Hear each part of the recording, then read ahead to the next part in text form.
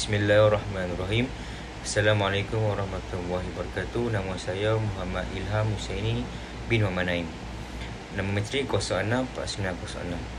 Baiklah, saya akan menerangkan iaitu berkaitan dengan ulasan daripada video Dr. Rozaimi, iaitu yang berkenaan dengan zikir kalimah Allah Subhanahu Wa Taala. Dari segi pengenalan, kita tahu kajian ini dijalankan selepas kita melihat video yang tular di aplikasi YouTube yang telah dimuat naik pada 5 tahun yang lalu. Pernyataan yang dikeluarkan oleh Dr. Rozaimi mendapat sokongan dari sesetengah pihak kerana berfahaman yang selari dengan beliau.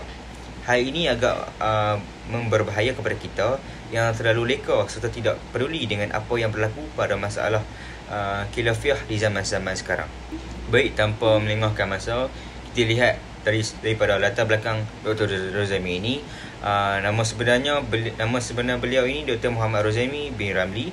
Beliau ini dilahirkan pada 22 Jun 1923 dan beliau ini merupakan seorang pensyarah di Universiti Pendidikan Sultan Idris iaitu UPSI dan dilantik sebagai pensyarah kanan. Beliau ini memulakan pendidikan awal di Sekolah Kebangsaan Tasik di Ipoh dan melanjutkan pengajian di Sekolah Menengah Izzuddin Shah di Ipoh, dan beliau ini menyambung pengajian ijazah sarjana muda dalam bidang fiqh dan usul di Universiti Mut'ah di Jordan, dan meneruskan pencarian ilmu dengan mendalami ilmu hadis dengan menyambung pengajian di Universiti Islam Antarabangsa di Gombak, Malaysia. Baik, isu yang mana hangat di Malaysia sekarang iaitu isu Dr. Rozaimi Ramli ini berkaitan zikir kalimah Allah SWT. Isu zikir Allah secara mufrad telah menjadi polemik semula. Pendirian ia jelas iaitu menzalimi zikir yang Nabi SAW anjurkan, iaitu dengan melengkapkan ayat pujian kepada Allah seperti Allahu Akbar, Subhanallah dan seumpamanya. Beliau tidak mengharamkan perkara itu. Hukum zikir mufrad Allah ini adalah perkara yang diperselisihi dalam kalangan ahli-ahli ilmu. Ia bukan isu polemik antara Asy'ariyah dan Salafi. Baik, seterusnya kita lihat pula ke arah pandangan ulama berkaitan dengan zikir nama Allah selain menurut Ibnu Taimiyah.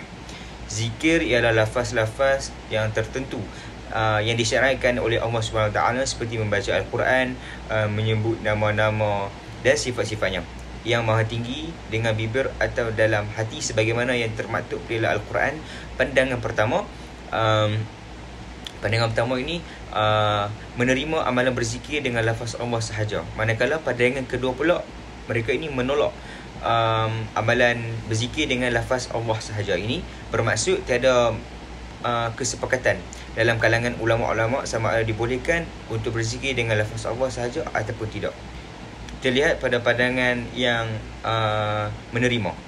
Dalil yang menunjukkan bolehnya berzikir dengan lafaz Allah sahaja, kalimah Allah sahaja ini ialah sebuah hadis yang diriwayatkan oleh Imam Muslim. Tidak akan berlaku kiamat hingga tidak adanya mengucapkan di atas bumi ini kalimah Allah, kalimah Allah. Dan persepakatan yang berkata menolak pula mengatakan zikir dengan menyebut lafaz Allah sahaja ini tidak memberi sebarang makna.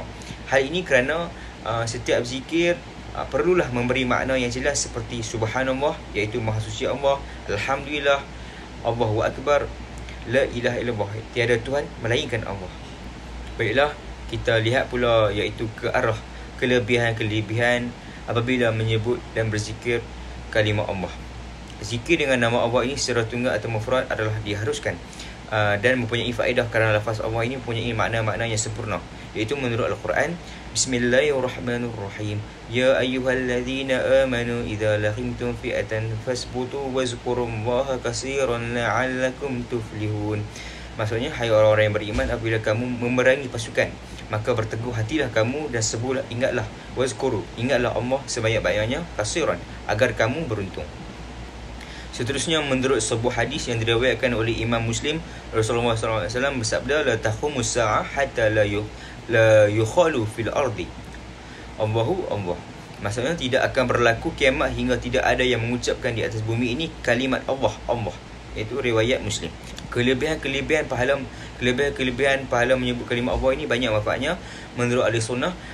Yang dijelaskan oleh Dr. Muhammad Hafiz Soroni mengemukakan sebuah hadis masyhur bagi menerangkan tentang kelebihan berkenaan. Daripada Ibnu Mas'ud radhiyallahu anhu, katanya sabda Rasulullah SAW, sesiapa yang membaca satu huruf daripada kitab Allah, maka baginya satu kebaikan, dan satu kebaikan dilipat 10 kali ganda. Aku tidak mengatakan alif lam mim sebagai satu huruf, tetapi alif satu huruf, lam satu huruf dan mim satu huruf. Riwayat Al-Tirmizi.